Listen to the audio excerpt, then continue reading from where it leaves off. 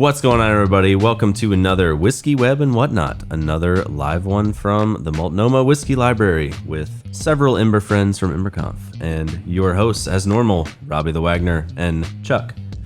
Charles William Carpenter III. Yeah, so we have a couple guests from Ember core teams. We have Jared, and do you want to be Preston, or do you want to be NullVox, or? I'm both, Okay. and also the third. I know, I Right, remember we talked that. about this last time, yes. Yeah. So two trays up on this one. Very cool. Also, does Jared have a last name? Galanis. No, I don't think so. Galanis. He's known as Jared, and he has that little pixelated picture. That's it. But he has Or never. no, I guess it is your full name Right. for the username. Too. And he's never Yeah. been on a Subway commercial. I think we should differentiate. God. Like that's we don't know not that the guy guy. you want to be. Yeah, that's not the guy. Who Yeah. has been on a I saw that Netflix documentary Yeah. recently. I was like, Oh, I didn't that's a know bad there was idea. one. Oh, I see. And now you know how important it is to make the distinction. Yeah. Okay. Anyway, introduce yourselves, I guess. Say things about what you do. Yeah, so Jared, I am on the Ember Learning Team, mostly front-end dev with some back-end experience in Rails and other languages. This isn't a fucking job interview. So I'm known on the internet as NullVoxPopuli, and I am on the Ember Tooling team, which is a new addition as of a couple months ago. And Newly named, right? yeah, Today. and newly named. That's right. Yeah.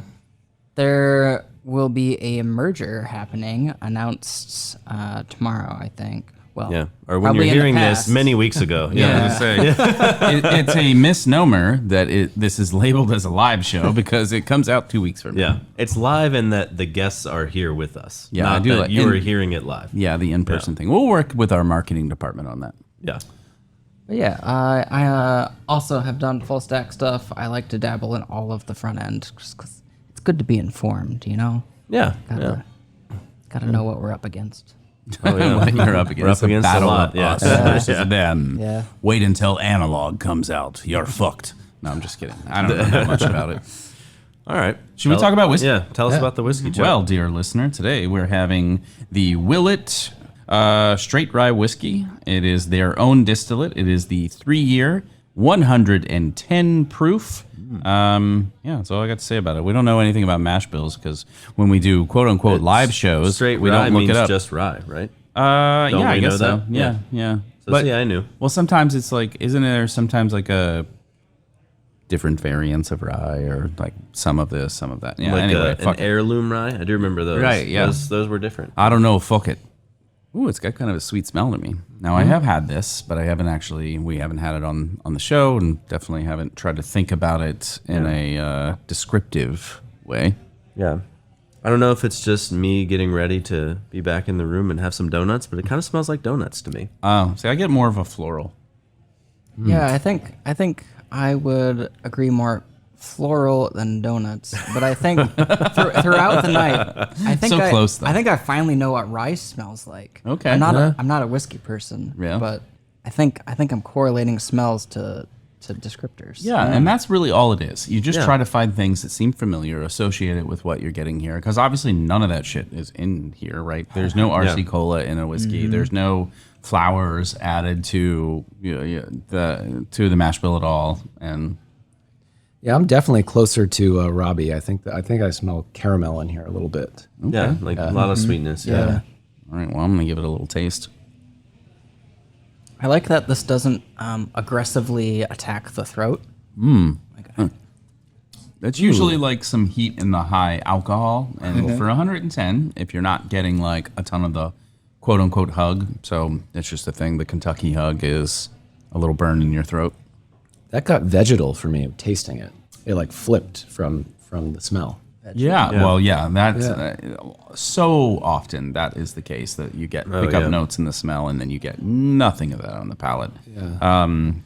You said vegetal, right? I've never heard Yeah. that word And before. I started thinking about broccoli, and now I have a slight like broccoli Yeah. stem kind of flavor in my. So I think it's Not the just, build tool. I don't No, agree no, with is that even still fucking alive? Like what? We're working on getting rid of it. For the moment. Yeah, you're the last one. Well, we didn't holding on. build broccoli. Let's set the record straight here. We just picked the wrong thing.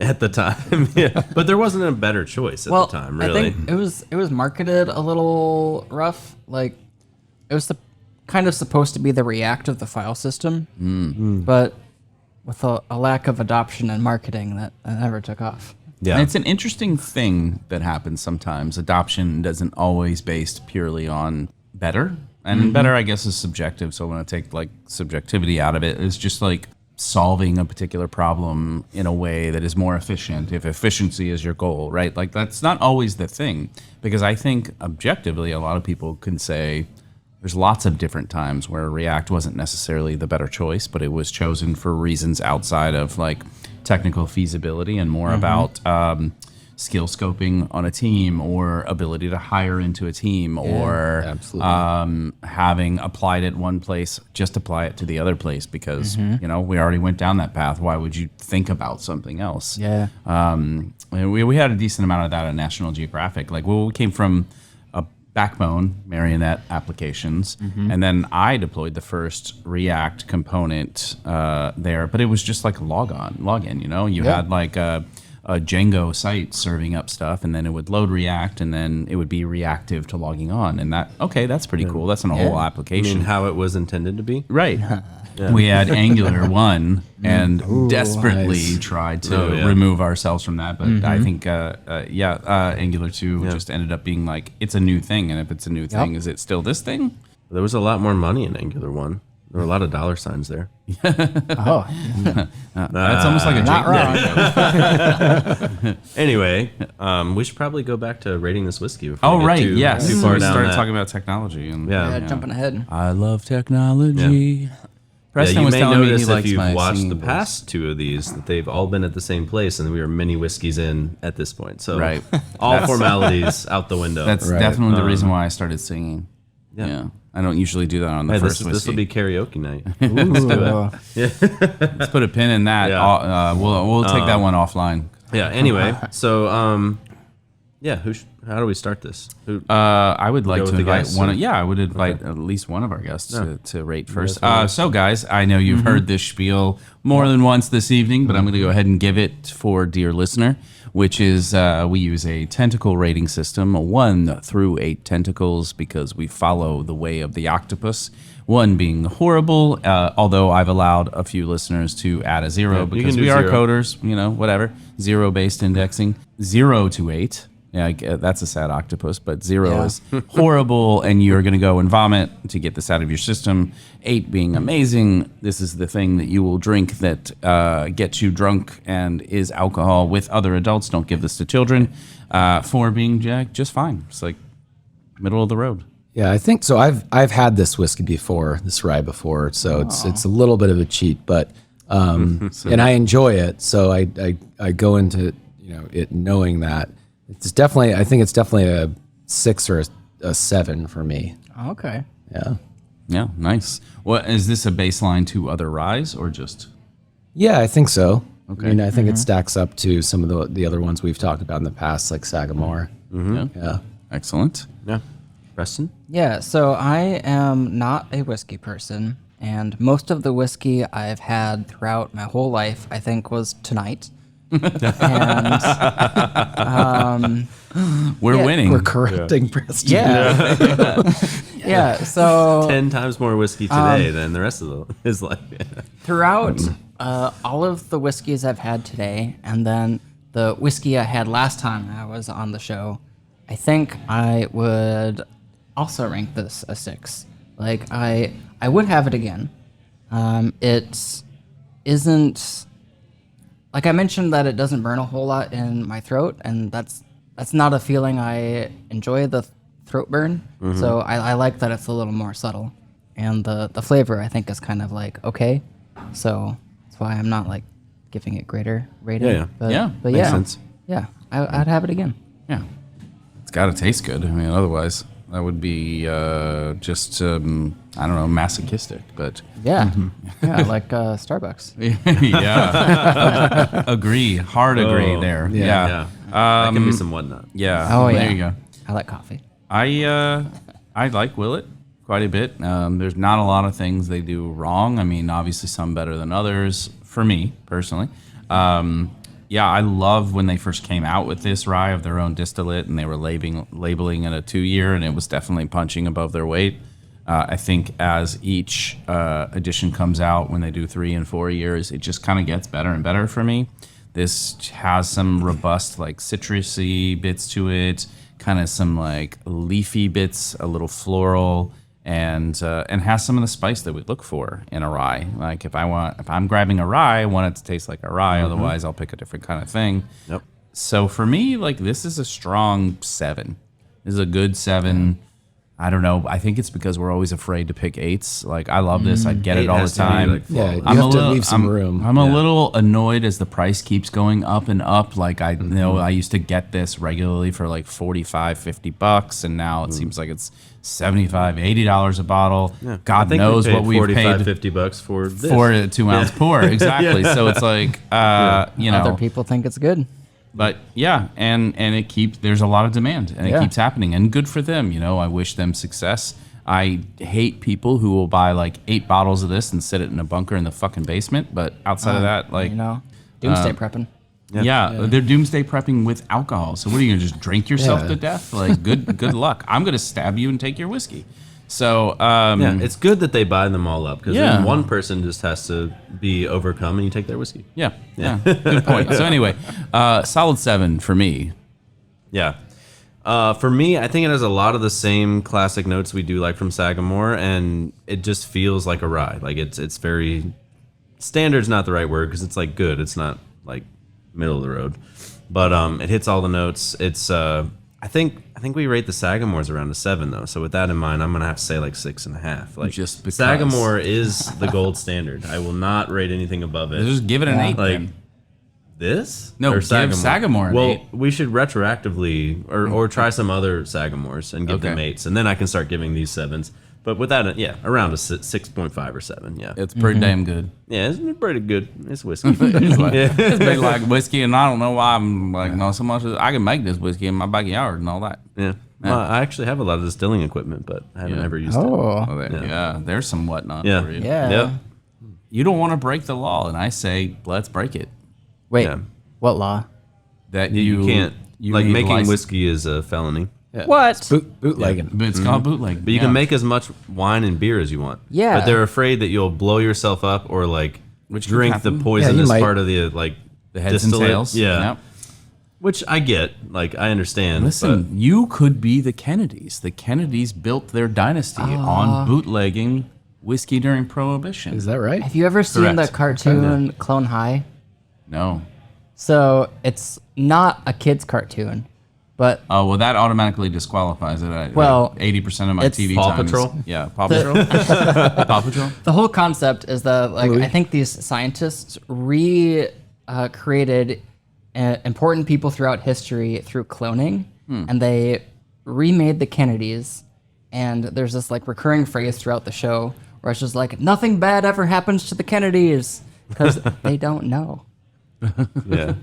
Yeah. Everything bad happens.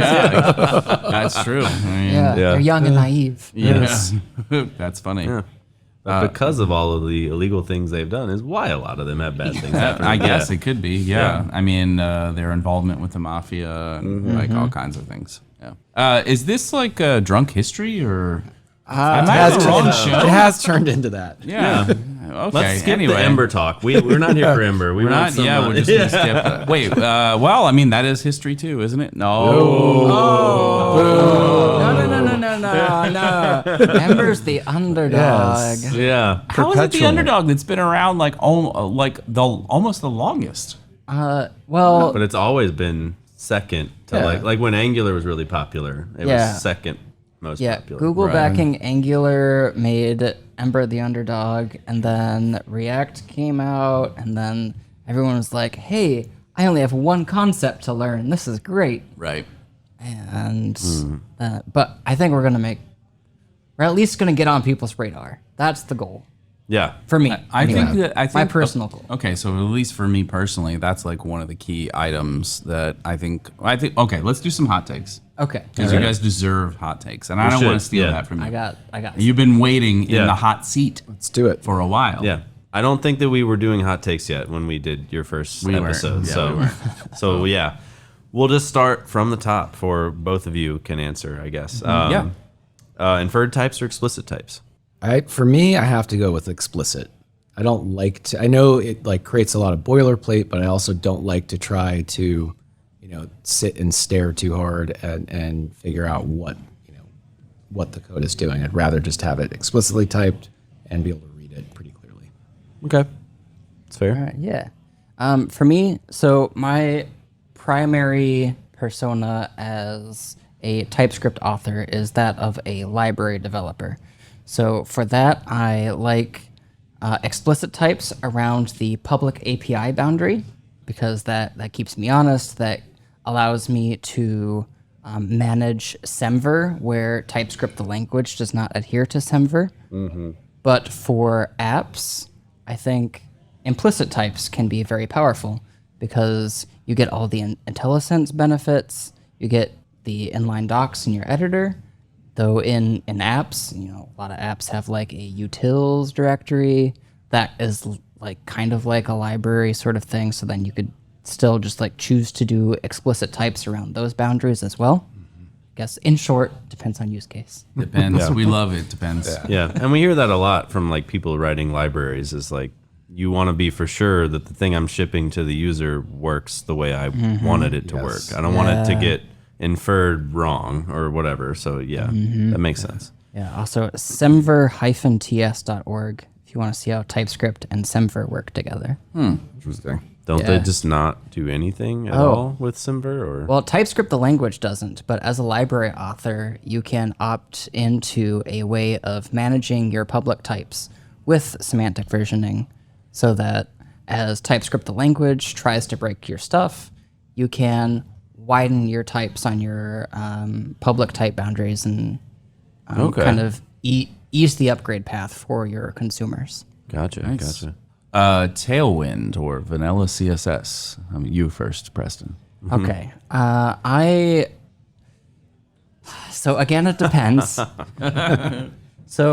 Pick one. Okay. So Pick a side. if the revolution is if coming. you have a design system, Tailwind, because Tailwind is forced design system tokens. You are not allowed to stray from how the team that implements the design system has decided it needs to work. So that could mean that you use Tailwind's default sizing scale of 0.25 rem, or it could mean something else. It could mean you only have specific colors. Like some design systems don't have the entire range of Tailwind's default colors. It's quite a lot. But if you're just doing a little project by yourself on the side, sometimes you may even forgo the CSS file and just do inline CSS. Whoa. Yeah. Hot take. Yeah. What is this, 1995? Oh, yeah. Or I guess CSS wasn't out then. Well- 97? 97? Yeah. Well, yeah, but wait, are you also doing your layouts and tables or on your own project? Or? Ooh. No. Grid and flex all the way. Okay. go. All right. Yeah. Or tables display grid. Even worse. Nested grid. Jared? I'm a big Tailwind fan, so for me, it's pretty strongly in favor of Tailwind most of the time. I definitely appreciate not having a context switch when I'm trying to write that CSS or the utility classes, and I think it just improves productivity for me all around. So, One thing I've really appreciated about Tailwind is that it has done a better job of teaching people actual CSS than where people go to learn CSS. Yeah. Because the Tailwind docs... It ain't CSS tricks anymore. Yeah. right. I got a fucked lot up. of that on. I did the whole clickbait, like say something nice about this with Tailwind, and everyone was like, I've learned a ton of actual CSS from this. Instead of going to like MDN or whatever, it's like I'm learning it here, and I'm like, that is great. Like, you get the best of both worlds. Like, Yeah. Get rebase or get merge. What are we doing? yeah. It depends. Right? Okay, Alright. so on my feature work, I always rebase. Okay.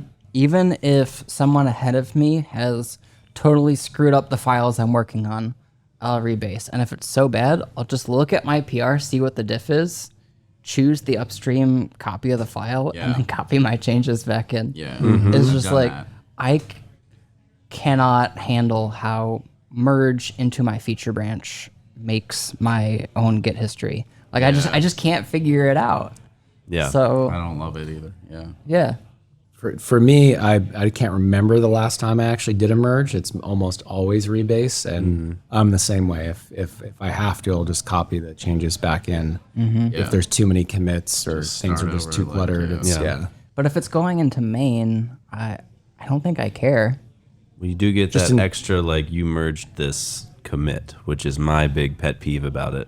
I do like the Interesting. merge commit because I don't. it's easier to revert. Yeah. Well, But if you've done these rebases and you have short running things, then if you want to revert things, you can actually like cherry pick shit out and then or if you've squashed, then you just have the same one commit, I guess. So yeah, Yeah. it all depends. It all depends. I think what it does depend, and I think I would append the question and just say, in an idealized world, which one would you pick? Because obviously we all have like, oh, I'm doing my little thing, and I'm just going to take the lazy way because nobody cares because I'm doing this thing. But ideally, when I'm working professionally, like this is what I do. So I could see that. Yeah. Oh wow, we're already there. Okay, The best question. fucking hey. Lay it on them. What is it? Jared, what do you think about milk? Milk. Yeah. How you feel about it? Milky. Pretty neutral on it. Really? All right. Yeah. Pretty basic on it. Yeah. I don't know. I mean, I feel like there's something behind this question that I'm not really understanding. There's a whole. have You you haven't seen all the milk on There's Twitter? a whole revolution of milk. I mean, if you haven't seen Primogen's post where he's water skiing, I have seen that. okay, he won milk. I mean, Yeah. I don't know. You know what I Yes. think about milk? Whatever he tells me. He's definitely. Yeah. He's the milkman. He uses NeoVim, so I agree with him for everything. You know. Yeah. So- Although he recently walked back his stance on Dvorak, he's like, Oh, no. he's like, I could have just learned done the split keyboard kinesis or whatever, Yeah. but kept it QWERTY and been just as productive. Was Oh, like, okay, no. See, so not I everything. cannot agree with him on anything. yeah, so you don't like You milk, already changed wow. everything. or you don't You've like logged milk it 'cause back to you everything. can't really have milk, right? Or, Yeah, no, I can't have dairy at all. Milk substitute Yeah. is your feeling about Almond that. Well, milk or no, don't call it almond milk. It's not fucking milk. Almond it's, beverage? It's crushed nuts sat in water for I a mean, you period can of try time. to milk an almond, Flavored but water. the it's just too small. Cashew milk is where it's at for It's like not milk. right? But Beverage. it has high fat content, which is what people are really after in Oh milk. yeah, that's true. So- Yeah, I don't think those beverages are like taste bad. I think they're good. you just don't want to call them milk. Yeah, don't call you them. can't It's like okay, milk so it and again, extract it, dietary then it's- choices aside, maybe those are gonna get whatever. But like when people will get like Impossible burgers and they're like, I want a burger, and you're like, yeah. it's not though. It's not meat. It's just other stuff that like looks like that. Just Support call it of whatever it science. If you have a is. Yeah. veggie burger or a black bean burger, I there's still don't know. Or burgers. like It's like the act face- of making it a patty. Well, and makes it a you know- burger. You know what it is? First of all, it's a burger sandwich. A bread sandwich. Bread sandwich, yes. Like It's a another hot kind dog of sandwich? sandwich, hot dog sandwich, right? Yeah. Well, no, they're tacos. The box model. Oh my gosh. Wait, a taco requires a wrapping in a tortilla for sure. So a hot dog can't be a taco because it's a bread thing. No. So it's similar. taco has an opening on the top. Uh-huh. I I mean, a misunderstood convertible you for car a has burrito. an opening on the top. Is that a taco? If you eat it. Yes. Taco car. Oh man, Yeah. we're gonna have a whole other episode again. Like round 5 or 6 or wherever we're at now is gonna be just about tacos. Definition of food things, sandwiches. You know, I guess a encased by taco bread. could also be a sandwich. The bread's kind of different, but it's bread-like. I don't know. Now you're getting to like an encasing. If it's a thing made of flour side and it encasing. encases the thing you're eating, is it a sandwich? Well, if you get a flour tortilla, well, what if you get a corn tortilla? Then it doesn't Well, then count. it's a anymore. taco. Well, then it's just a taco. So the definition is no flour, and then it gets to be a taco. Metaphysical. I'm just saying things. All right, you should move on to the next question. I think. Well, I'm going to skip this one because this is a stupid question. Oh, what? But it's the whole one that we asked Jason No about. Were one- you surprised that we didn't win front-end feud? No one knows No who we're one watched on. it, apparently. So, So apparently they did a bad job marketing. Yeah, I had no idea front end feud was even a thing. Yeah. So that's not even womp. like the people that Yeah. watch or listen to JS Party or both, religiously know that it happened. But like Right. everyone else has no idea. Well, you apparently didn't share within your network because nobody fucking knows. it hasn't aired yet. It was live. It was live. It was, live. And I shared. I retweeted the live thing. You suck at this. I retweeted the live thing. I did it. I did my part. Nice. Yeah. All right. Ask the next I question. missed it. Yeah. What is your least favorite programming language?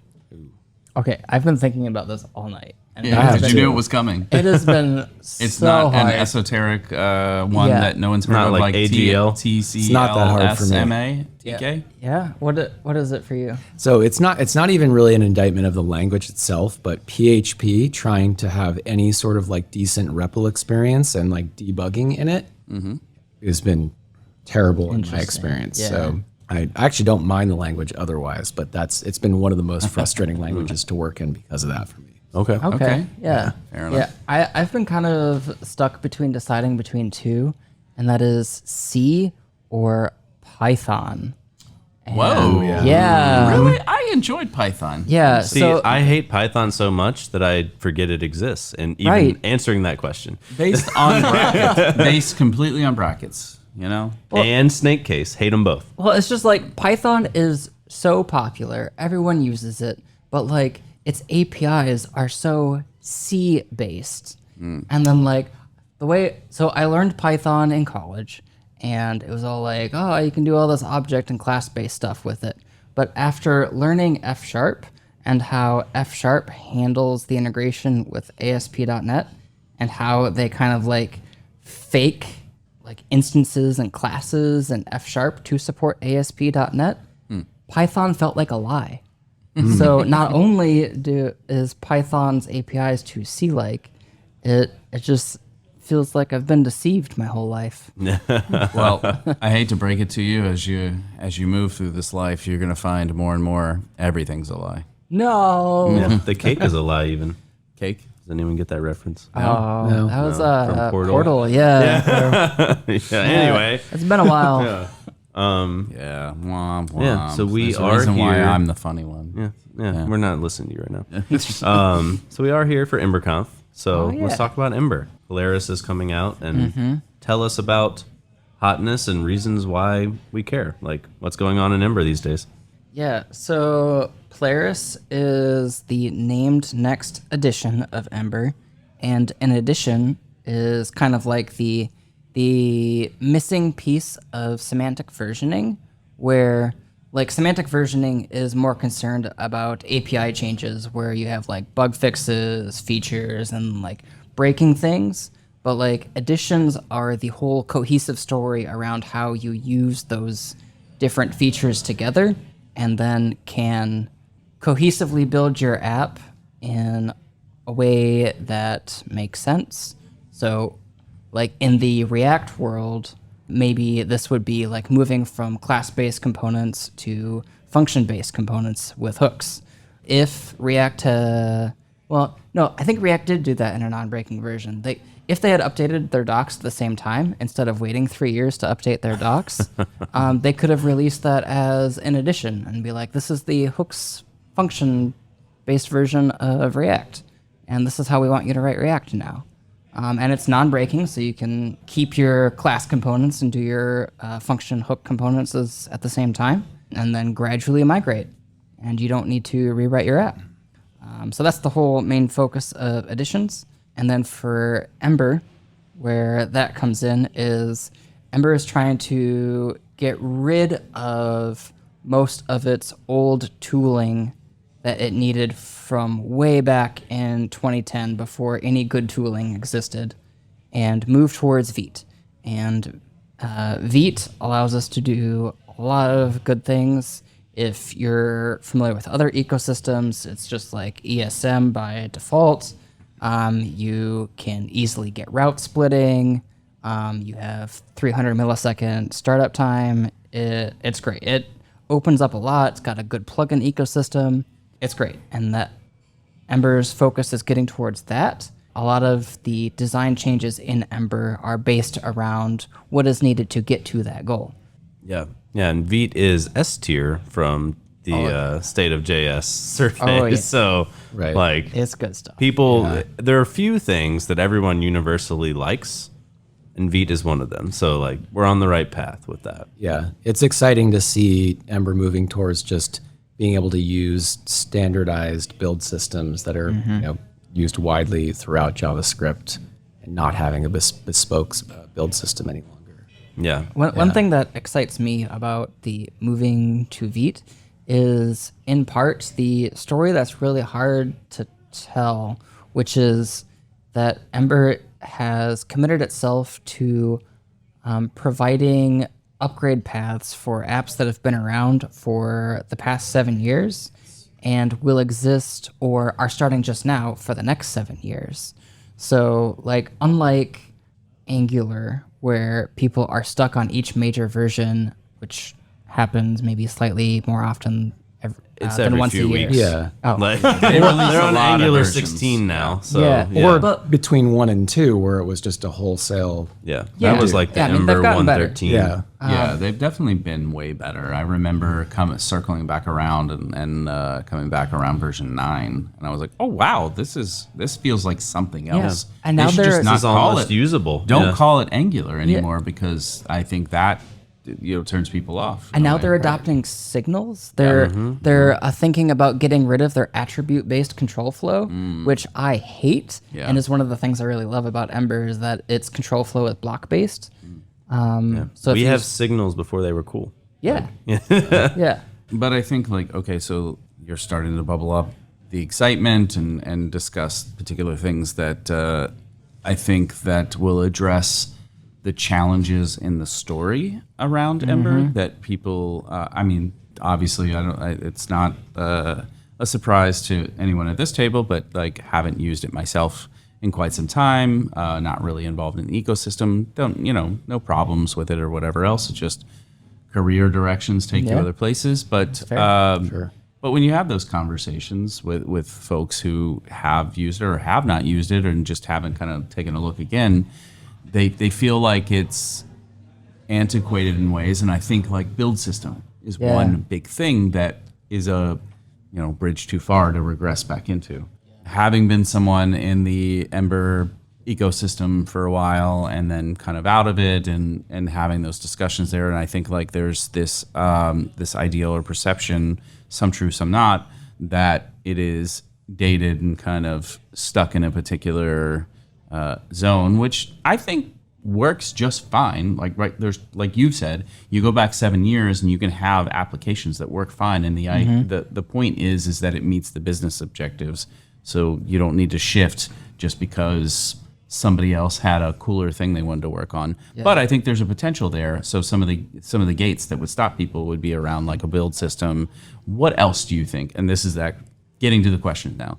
What else do you think would like help bring this to prevalence in the decision when people make architecture decisions in a new application?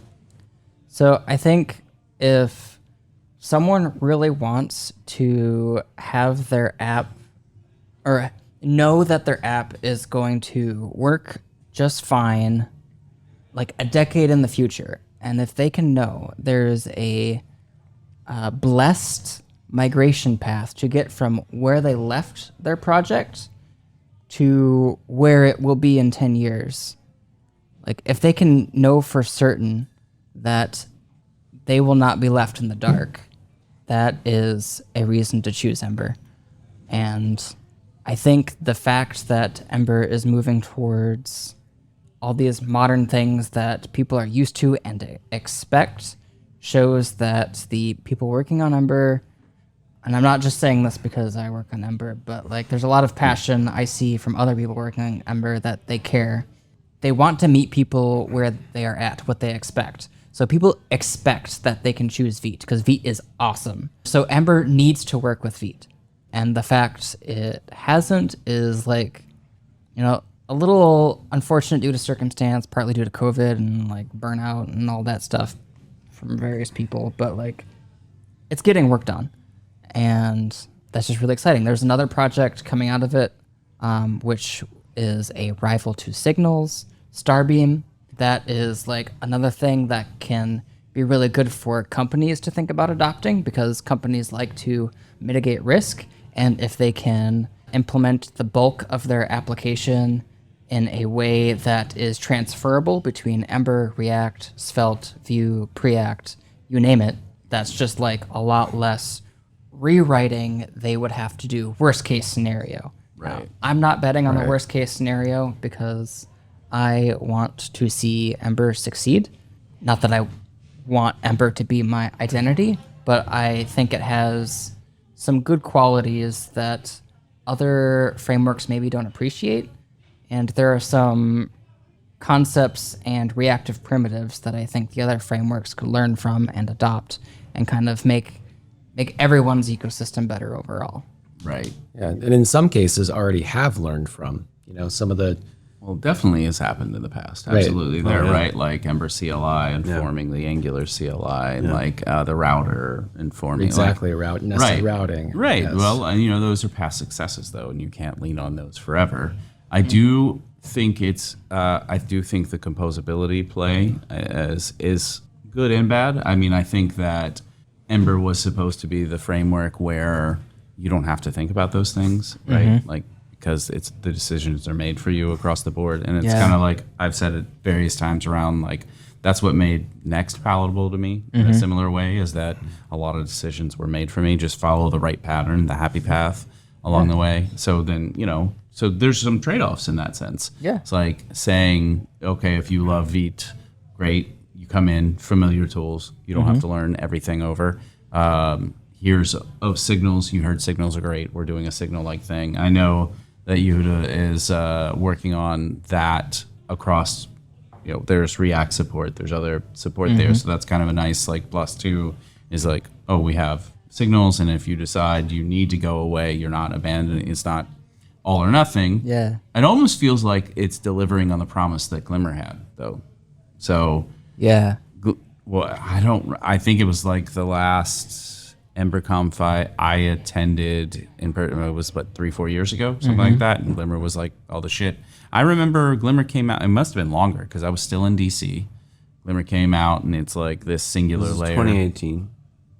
So there you go. You know numbers. Really? Or 2019 maybe. No, I was in DC still because I did a meetup talk where I did my slides in Glimmer and then talked about Glimmer independently. Well, you were I moved here in the last time we 2018. were here, so I think that was 2019, right? So That was, then that's yeah. not when Glimmer was announced. So that's my the year before it was. It was 17 or 18, something like that. Yeah. I see what you're saying. And so here it is, this independent, like, draw people in. Yeah. Ember is providing you everything, but if you don't want that, there's a window in, right? Yeah. And so that's what I'm wondering is, could it be that similar thing? Like, what's a better way? Was there learnings here? And now do you look at Starbeam as a Starburst, Stargazer as the thing that Stargate SG1? Yes. yeah. Again, it's another thing. It's like an entry gateway possibly, but you got to take it to fruition. There's some fear around that. Yeah. And is it too much stepping away from the promise of Ember of just come in, configure it right, do it the Ember way, and happy path forever? I think you still get a lot of all of those things with all the things that are on the horizon and being offered today. So I don't think it's stepping away too much. I think you just have more flexibility. You're able to use standardized build systems, which is phenomenal. But you still have first class testing framework. You still have a data layer. You still have routing. All of those things that we've known for a while and really appreciate it. Yeah. It was like reactivity before layer. meta frameworks were cool. It did all the things that the meta frameworks do now. Yes. Agreed with that. And yeah, like first class testing has definitely always been. Which still no one has. Like in Jest, how do I debug it? I know someone can, but I can't. Jest should be dead. Yeah. Vitest. Whatever. Should be the Vitest, thing so anyway. good. Vitest is so good and so fast. So, some things there I could see. Although I think we should take a momentary pause in the serious Have this whiskey. reemergence of second Ember. whiskey time. Ember is trying to be the Jesus of JavaScript, I think, right? And Oh, this is walk on Easter. water? that's And a this claim. is Easter. Yeah, you heard it here, folks. I mean, all three of you. The memes will fly. So we are again having a second whiskey.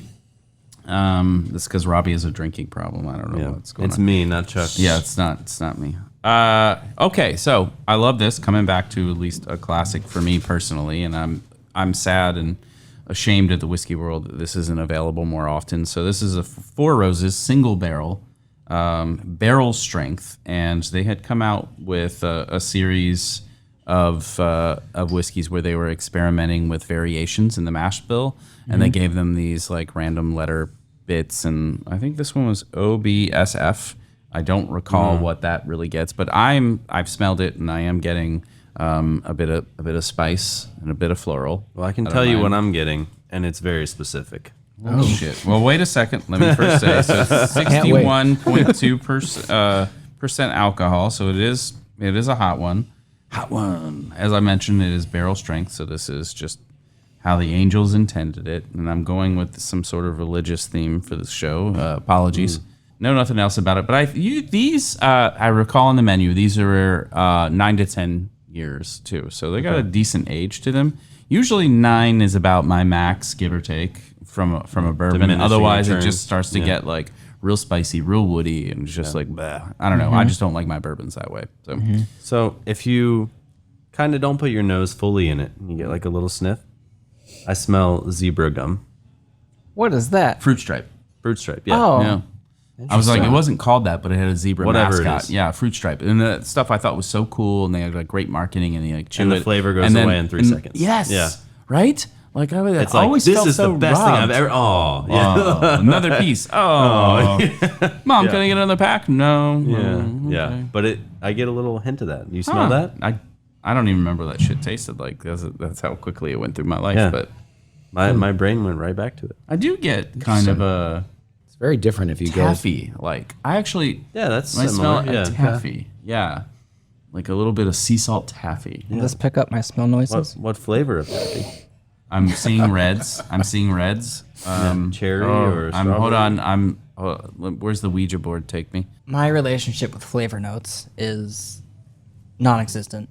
I have a coffee subscription, and they provide flavor notes, and yeah, right. they are ridiculous. Yeah, which is funny too. But hey, if you're able to tie those together in some ways, I Yeah. mean that makes it just as real and accurate as anything else. It's not like coding. They're yeah. I find it's day to day too. Like I'll Yeah. smell something in this one day that I don't Yeah. smell the next. Maybe with depends coffee on what too. you ate last. Yeah. Yeah. Yeah. Yeah. Well, so Robbie, what do you think flavor wise? And Oh, I haven't tried it yet. I smelled it. oh shit. I was trying to get the video back on because it was off because my computer went to sleep. This no. episode is sponsored by the Opal C1 camera. Sometimes fucks up and just restarts Sponsored and by doesn't QuickTime. focus at all. When you're recording, why the fuck does it go off? Like, There you Anyway. go. Yeah, this one's full of expletives. Can you tell this is our 6th or 7th whiskey? I don't know. Oh man. what does it taste like? I don't know. I'm Tastes lacking. much different than the I get a smell. little chocolate. I get like bitter chocolate Really? though. Yeah, I'm getting a little bitter chocolate in a finish. It's very like heavy, Interesting. Yeah. like some really like if I chose a cigar and it was a really bad cigar, like it tastes like that. Oh, see, I have some coating, so like a thicker, like if I had like a molasses kind of, but I'm not getting molasses flavors. I got some cinnamon initially, and something in the middle between, and then it kind of just goes to bitter chocolate. So Yeah, I'll think about that more. We should it maybe, tastes a lot darker than the smell. But yeah.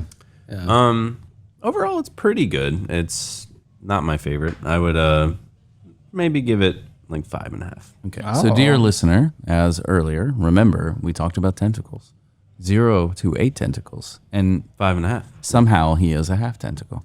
I immediately thought of a rating, and Okay. it is less generous. Nice. 3 out of 8. Wow. Okay. I think I would avoid this in the future. Yeah, just too hot, too hard. Yeah. Did you chug it already? That's.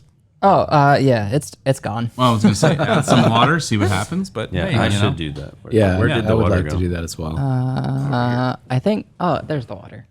Our production assistant is taking his first. And I think smell wise, I got like kind of turpentine and pencil shavings. Or Wow, something. okay. Pencil shavings. Pencil Oh, shavings. yeah. I have heard pencil shavings as a wine descriptor before, so Those are my two favorite flavors. So Turpentine is But like not a great thing. This is really hot. Like, Yeah, it is super hot. But I know I steered us in this direction, so I'll take full responsibility. I don't think it's bad. I like these. I'm probably gonna give it a 6 though. Like I mean, you're gonna get something different. I feel like OESK was my jam back in the day, so I haven't been able to. I don't know if they had this at all. But what do the letters even mean? I don't remember. They had a descriptor on their site, and I didn't memorize that because nobody pays me to Why do not? Do you remember the chicken cock marketing? it. Chicken cock. No, all the stuff on their Oh site. yeah. About it like- being an old brand and all that Yes. kind of stuff. Yeah. It's like a creamy, associate- buttery mouthful or Oh, something. wow. Yeah. Oh, man. Is that how you describe your chicken cock? That's how they describe it on their That's site. what she said. Anyway, we should. boy. I think Jared is up for. Yeah, I think I'd give it. Well, it's about expectations, right? Like if I know going into it that it's as hot as it is, then I'd probably that's a 6 for me. Like and also just having added the drops of water, it's mellowed it out quite a bit. Yeah. Yeah. It already kind of does gets a little help, better. Yeah. Well, there we So go. I didn't know about the drops of water thing. The first time I tried it, I was amazed how much it changes changes. it? Yeah. Yeah. It was ridiculous. I learned that technique at the Jack Rose because again, Kentucky boy, whatever else. Even though I knew some things about whiskey and what I liked, I definitely didn't have like these refined tasting like notes and things. Yeah. And that's what they would say there is like get a 2-ounce pour, and then you have some of it, and then do this, and it's like having 2 whiskeys. yeah. And it really is. Yeah. So that's kind of fun. You get like 2 for 1 out of the Yeah. whole deal. All right, I think we settled on our. Should we steer back to some Ember stuff? Yeah, I think there was a point I wanted to make about so you were talking about Glimmer and how that didn't really take off outside of the Ember ecosystem, and you were proposing how Starbeam could be different. Yes. And I wanted to add that I think Glimmer's scope was too big. I think Starbeam being as focused as it is, and with reactivity in general being a hot topic, kind of places it in a really good spot. And then additionally, I think the fact that it provides 2 reactive primitives that no other framework has puts it in a really good spot. Yeah. So like resources is one primitive that React's felt no one has. They're similar to hooks, except that they're better. Yeah. Well, there you go. Yeah. And then modifiers. Modifiers are like reusable element behaviors, which you can simulate in different ways in various frameworks, but modifiers provide a named concept for working with an element and like making it have an animation or making it autofocus or adding some event listener to it. Like modifiers are really good at that. Yeah. And I think providing that capability to React and everyone else is going to be really good for JavaScript in general. And I think that will kind of like back channel into people's minds for like, hey, Ember's a thing. Yeah. Well, there you go. It could like tie the things back. I do. Yeah. I have seen the examples within a React application, and I think that is like a nice paradigm to show. Although I am gonna like kind of come back and needle you a little bit on the whole like it's better. Yeah, bring Because it. I don't like subjective things. So like Yeah. when you say better, like literally how is it better, and not just because like. And and it is fine to have a subjective opinion, right? Yeah. Because we can all get there a billion different ways, and there's nothing wrong with like choosing the one that just feels right to you, or is comfortable to you, or just is productive to you, and all of those things are not wrong answers. Yeah. But if you're going to like evangelize and say things are better, then I think you got to bring a little muscle behind that, and you have to say this is why I think this is a decision that will get you there. Why it's a better decision, because it's this does this and this does that. Like I like objective ideologies into that. Yeah. Yeah. So Resources are better than hooks because resources represent a value tied to a lifetime. What that means is, like, if you're familiar with React, like useState and any custom hooks, they return a thing, and then like useEffect has cleanup, but they are separate things. Resources combine those into one cohesive concept. So a resource represents a value and can have cleanup all in one thing.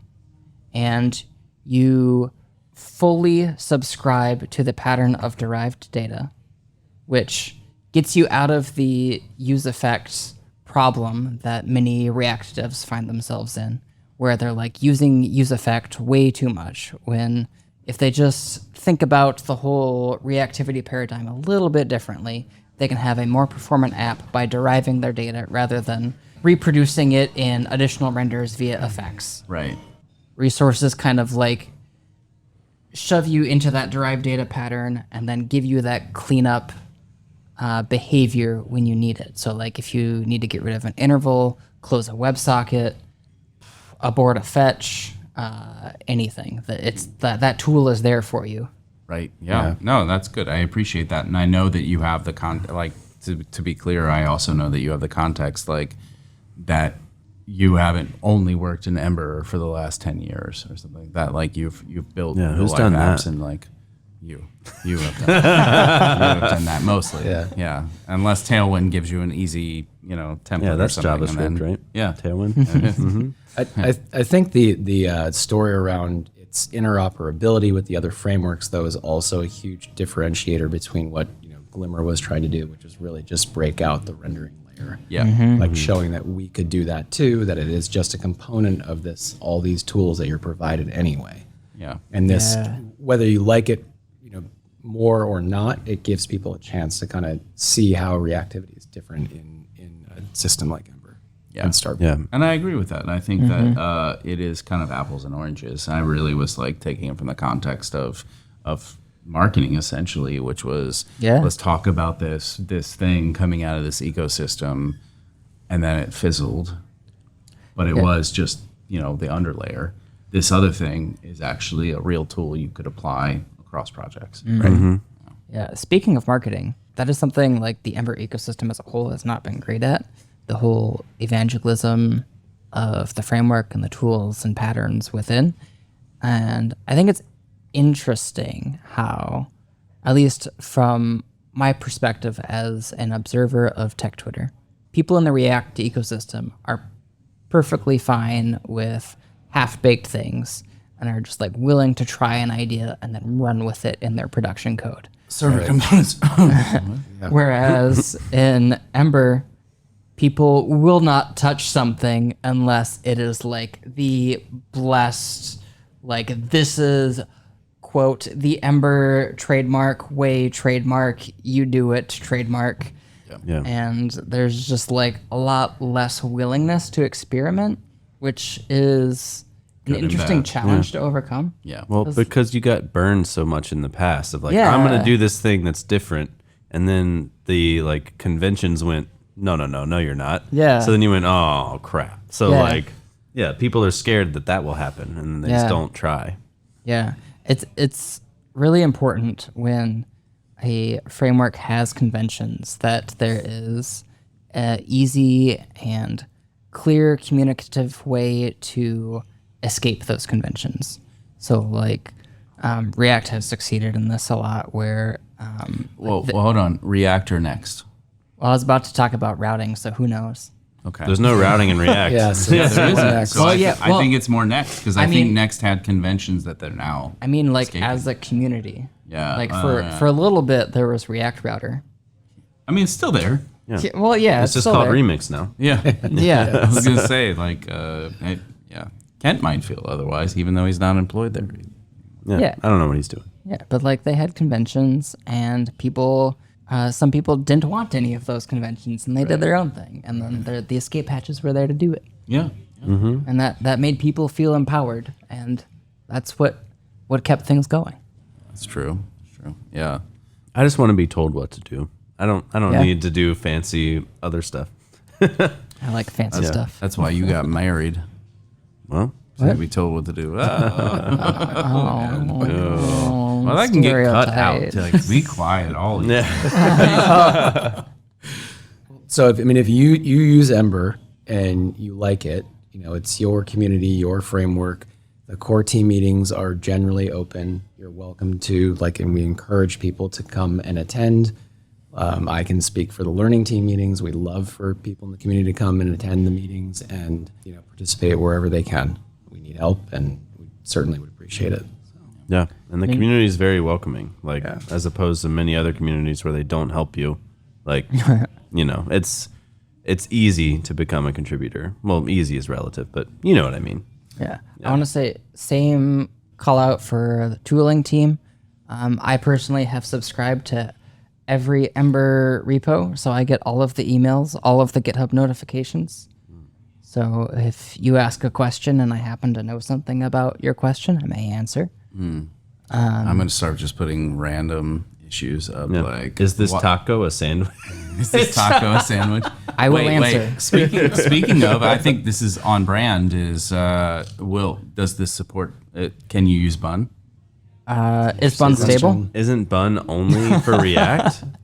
I don't know. It's a runtime. It's not I thought it was only for React. It's a node replacement. Yeah, Oh, is it? exactly. Like Yeah. Deno. Well, I don't know. Dino. I mean, how do you say that? Deno, Dino, whatever It's else. Dino. The author has said it's Dino. Yeah, because Yeah. it's like a little Okay, Dino. I will say this. If Vite supports Bun, then Ember will support Bun. Oh, well, there you go. Yeah, because the beat's not a runtime, so I guess that makes sense. So, is it still worth buying a Steam Deck? I don't think it's ever worth buying a portable gaming system because I am team PC Master Race. No consoles, no handhelds. Oh, Hey, StarCraft 1 was on N64. So, Yeah, I don't know why. there's a Steam streaming app or something, Steam Connect or something Yeah. like that. Like that might, my brother does that. Yeah. But I just want to play FIFA on the road, and Stadia got crushed, and so my life is really shaken up, and so I thought Steam Deck might be a way to fix that. Or there's the Asus one, it's the ROG Ally or whatever coming Okay. out too. Yeah. So I use a couple open source softwares for doing my game streaming because while I prefer a PC for all gaming because it's just superior hardware, I still like playing on the couch. Yeah. But I can't take my PC out to the couch. Yeah. So if there's this server software called Sunlight and this client software called Moonlight, where you can, with very low latency, stream your game from your gaming PC to some other device, be that Android, another laptop, and you can just play on the couch. That could be on your TV, could be on an NVIDIA Shield. Okay. Because NVIDIA Shield got rid of their game stream software. Yeah. So now I use Moonlight and Sunlight, and it's pretty great. There we go. So you provided a third option. I like that. I'll look Yeah. into it. Yeah, and if you know how to configure port forwarding in your router, Right. you can do it outside your house. Yeah. On the road. Whoa, been a while, but yeah. Yeah. I know a little about that. Good luck Host with your latency own there. games. There you go. Wow, yeah. There you Yeah. go. I've got fiber, and then we'll see from there. But Yeah. All right. Well, thanks for Play a that little answer. FIFA while you're road tripping. That's all I want. I want I'm free. I have a little extra time. You need need that ray tracing while you're in the car. Yeah. Well, no. Let's not do that. Yeah. Just flying and on the road. Flying wouldn't work because I obviously wouldn't have a connection, but not a good one. But just traveling, I used to do on the iPad or whatever else. You can play every Steam game on the Tesla now. I don't have a Tesla. Well, I do, but Well, Like while you're driving? no. I don't know if What's I don't the think point? it'll work while you're while you're charging and play Okay. games. But it's charging that it slow? doesn't work. It is, but it doesn't work Oh, man. intuitively where it's like not that bad. you would think you could like use your finger as a mouse. But it doesn't work that way. Like you no. like touch where it should be like clicking and it's like "Rah!" Like it doesn't, so you really need a controller Yeah. to actually yeah. play. But I took a road trip from Phoenix to LA in an electric car. Added about an hour, give or take, of time extra because I made 2 stops. You get on a 350 watt charger and you can shoot up pretty quickly. Nice. Cool. Anyway, Yeah. fun facts there. Well, Yeah. let the people know what you got going on and where they can you guys find want you. to plug anything? For me, just the learning team. Come to the meetings if you want to participate. Just not, and his name online is Jared. not Jared from Subway. It's Jared Galanis. I think on Twitter, GitHub, all the places. It's probably Everywhere. it's just Jared on Discord, but find me out everywhere. I am NullVoxPopuli everywhere, and the thing that I want you to know is that EmberConf happened. I don't know if the videos will be up by the time you hear this, but there are some really good talks that are, at the time of speaking, planned. I hope they're good by the time I hear them. Yeah. Yeah. We can't vouch for them as of now, but we think they'll be good. Except for the Friday 11:30, that one's gonna fucking crush it. Is that when That's we are? That's us, Okay. dummy. Yeah. I don't know what time we do it. Yeah. Or too early, but Yeah. The other thing is that I am partially polyfilling the future of Ember for older versions of Ember. So if you're with an organization who maybe isn't prioritizing maintenance and you're maybe on Ember 3 and you can't get to Ember 4, I am providing a polyfill for Starbeam that you can use in 328. And that allows you to use resources, allows you to use fancy new modifiers. Though Ember modifier is still a good option, that's perfectly fine. But all of the new programming paradigms are portable to Ember 328. And with Ember Polaris, the exciting thing there is that with the GJS and GTS thing that we haven't talked about this episode, you can still invoke like pre-Octane components with that. So if you're in a team that hasn't gotten fully up to date, you can still use the new stuff. Yeah, it just ties back into the backwards compatibility story. Yeah. Stability. Yeah. Yeah, it's one of the unique things about Ember. Like, I don't feel like no one else supports that many versions. Like, for better or for worse. We do that. What's Ember? I think it's those mugs that heat themselves up. Yeah. And on that note, folks, Yeah. Thanks everyone for listening. If you liked it, please subscribe, leave us some ratings and reviews. We'll catch you next time. bum bum bum.